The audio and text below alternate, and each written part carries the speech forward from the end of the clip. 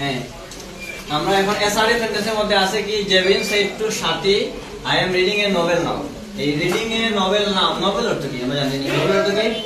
উপন্যাস। একটা নোভেল আছে এরকম এন ও বি এল এ, এই নোভেল অর্থ হচ্ছে মহান, মানে truthfulness is a Nobel virtue, মানে মহান গুণ, সত্যবাদী একটি মহান গুণ। আর এই নোভেল অর্থ হচ্ছে উপন্যাস।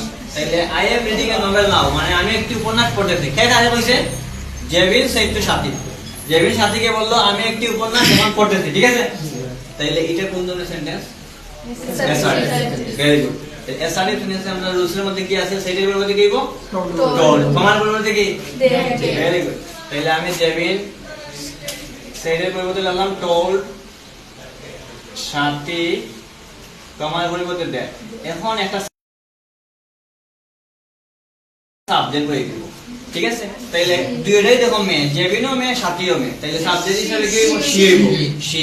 এখন আমাদের দেখতে হবে এটা হেল্পিং ভার্ব কি হইবে? এটা আছে কোন টেন্স? আই এম রিডিং এর বললাম, সাবজেক্ট আছে আই, এম ইজ আর আছে, এম আছে, মূলত আইএনজি আছে, মানে কি এটা প্রেজেন্ট কন্টিনিউয়াস টেন্স। তাহলে প্রেজেন্ট কন্টিনিউয়াস কি তাকে আমাদের পরিবর্তন হয়ে যাবে পাস্ট কন্টিনিউয়াস। তাহলে পাস্ট কন্টিনিউয়াস স্ট্রাকচার কি? Subject plus was wire.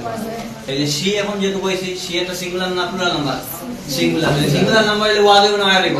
Was. Very good. ওয়াজ লিখলাম, তারপরে মূল ভার্বে আইএনজি আমার প্রেজেন্ট কন্টিনিউয়াস স্ট্রাকচার